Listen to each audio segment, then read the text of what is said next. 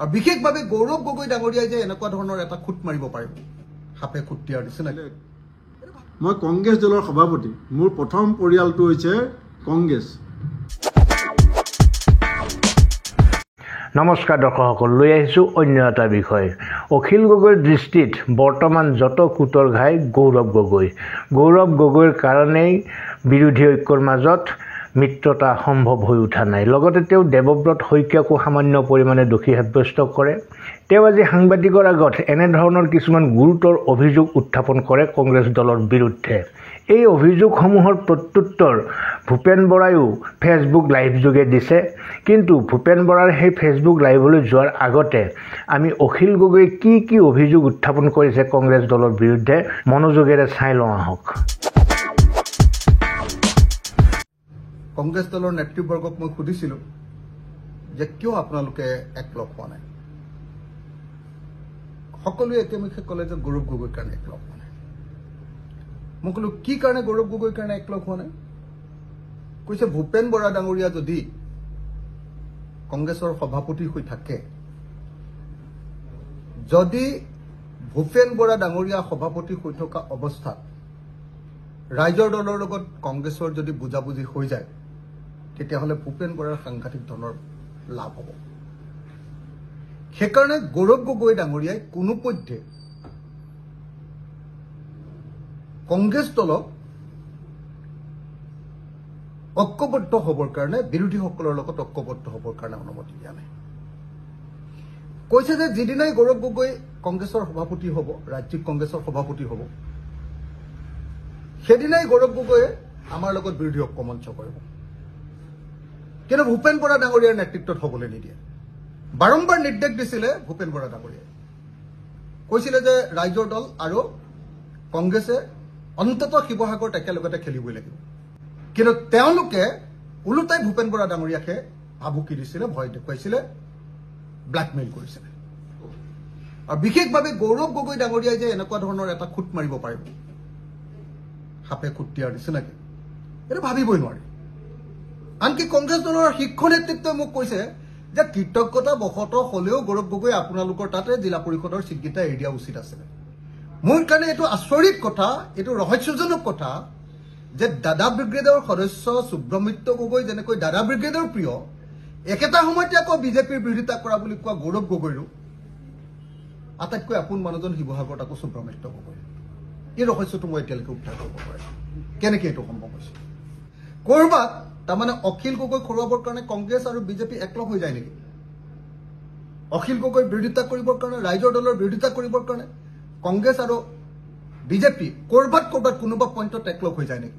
কৈছে যে আচলতে বিজেপিয়ে, চৰকাৰে গৌৰৱ গগৈৰ বিৰুদ্ধে আপুনি কোৱাৰ দৰে যেনেকৈ মানে এইটো ISIৰ লগত যোগাযোগ থকাৰ যিটো গোচৰ হেৰি কৰিছে, সেইকাৰণে গৌৰৱ গগৈ দুৰ্বল হৈ পৰিছে বুলি কৈছে চৰকাৰৰ ওচৰত। বিভিন্নজন মানুহে আমাক কৈছে যে গৌৰৱ গগৈ কেনেবাকে ভয় খাই হিমন্ত বিশ্ব শৰ্মাৰ লগত বুজাবুজি কৰিছে নেকি। তো সেই অভিযোগটো মানুহে উত্থাপন কৰিছে, হ'বও পাৰে নহ'বও পাৰে, মই নাজানো, কিন্তু অভিযোগটো উত্থাপন হোৱাটো হয়। দেৱব্ৰত শইকীয়া ডাঙৰীয়া তেখেতেও এইটো হোৱাটো বিচৰা নাই। গতিকে এইবাৰ ৰাইজৰ দলে নাজিৰাত ডেফিনেটলি একদম নিশ্চিন্ত হৈ থাকক যে এইবাৰ ৰাইজৰ দলে নাজিৰাত আমি কেণ্ডিডেট দিম, সেয়া আহোম কেণ্ডিডেট বা চাহ জনগোষ্ঠীৰ কেণ্ডিডেট হ'ব। আৰু নিশ্চিতভাৱে এইবাৰ আমি ভালকে নাজিৰাত এইবাৰ যুঁজখনত নামিম আৰু যিকোনো পৰিস্থিতিৰ কাৰণে আমি সাজু হ'ম। দৰ্শকসকল, অখিল গগৈৰ অভিযোগসমূহ আপোনালোকে শুনিলে, চালে। অখিল গগৈৰ মতে ভূপেন বৰা ছাকচেছ হোৱাটো গৌৰৱ গগৈয়ে নিবিচাৰে। ভূপেন বৰা ছাকচেছ হোৱা মানেই গৌৰৱ গগৈয়ে মনত পুহি ৰখা দলৰ সভাপতি হৈ মুখ্যমন্ত্ৰী হোৱাৰ যিটো বাসনা, সেই বাসনাৰ বাটত, সেই সপোনৰ বাটত বগৰী জেং লগা। ভূপেন বৰাৰ সফলতাই তেওঁৰ বিফলতাৰ বাট প্ৰশস্ত কৰিব আৰু তেওঁক দলত গুৰুত্বহীন কৰি তুলিব, এই আশংকা হ'ল গৌৰৱ গগৈৰ। অখিল গগৈয়ে আন এটা গুৰুতৰ আশংকা ব্যক্ত কৰিছে। সেইটো হৈছে, আমি সকলোৱে জানো যে গৌৰৱ গগৈৰ পাকিস্তানী কানেকশ্যন সম্পৰ্কে বিজেপি চৰকাৰে অনুসন্ধান চলাই আছে। বিজেপি চৰকাৰৰ এনে পদক্ষেপতে সন্তুষ্ট হৈ গৌৰৱ গগৈয়ে নমনীয় স্থিতি গ্ৰহণ কৰিছে আৰু হিমন্ত বিশ্ব শৰ্মাৰ সৈতে গোপন বুজাবুজি কৰি পঞ্চায়ত নিৰ্বাচনত বিজেপিক জয়ৰ বাট মুকলি কৰি দিব বিচাৰিছে। আচলতে অখিল গগৈ বিচাৰিছিল আগন্তুক পঞ্চায়ত নিৰ্বাচনত সমগ্ৰ অসমত নহ'লেও অন্তত শিৱসাগৰ সমষ্টিৰ অন্তৰ্গত জিলা পৰিষদকেইটাত কংগ্ৰেছে সহযোগিতা আগবঢ়াওক। কিন্তু সহযোগিতাৰ পৰিৱৰ্তে যেতিয়া কংগ্ৰেছে প্ৰতিটো পৰিষদতে নিজাববীয়াকৈ প্ৰাৰ্থী প্ৰক্ষেপ কৰাৰ কথা ঘোষণা কৰিলে, লগে লগে অখিল গগৈ ভীষণভাৱে শংকিত হৈ পৰিল। এই ক্ষেত্ৰত যিহেতু দেৱব্ৰত শইকীয়াই মৌনতা অৱলম্বন কৰিলে আৰু গৌৰৱ গগৈয়ে আগভাগ ল'লে, সেয়েহে দুয়োগৰাকী নেতাৰ ওপৰত আক্ৰমণাত্মক হৈ পৰিল অখিল গগৈ। আপোনালোকে শুনিলে গৌৰৱ গগৈৰ উপৰিও দেৱব্ৰত শইকীয়াৰ ক্ষেত্ৰতো তেওঁ যথেষ্ট আক্ৰমণাত্মক হৈ উঠিছে। নাজিৰা সমষ্টিত অহা ২৬ৰ বিধানসভা নিৰ্বাচনত শক্তিশালী আহোম বা চাহ জনগোষ্ঠীৰ প্ৰাৰ্থী প্ৰক্ষেপ কৰিম বুলি তেওঁ ভাবুকি প্ৰদান কৰিছে। যি কি নহওক, অখিল গগৈৰ এনেবোৰ অভিযোগৰ সত্যতা কিমান সত্যৰ ওপৰত প্ৰতিষ্ঠিত সেই কথা আপোনালোকে কমেণ্ট বক্সত নিশ্চয় লিখিব। কিন্তু তাৰ আগতে আহক এইবাৰ অখিল গগৈৰ এনেধৰণৰ অভিযোগসমূহৰ প্ৰত্যুত্তৰ ভূপেন বৰাই কিদৰে দিছে আমি চাই লওঁ। মই কল্পনাও কৰা নাছিলোঁ যে আমাৰ বিজেপি বিৰোধী এটা ঐক্য মঞ্চ গঢ়িবলৈ চেষ্টা কৰি থকা সময়ত আৰু আজি দুদিনৰ আগতে কথা বতৰা পাতি থকা এটা পৰিৱেশ থকা এটা পৰিস্থিতিত অখিল গগৈ ডাঙৰীয়াই আমাৰ দলৰ দুজন জ্যেষ্ঠ নেতা, লোকসভাত বিৰোধী উপদলপতি গৌৰৱ গগৈ ডাঙৰীয়া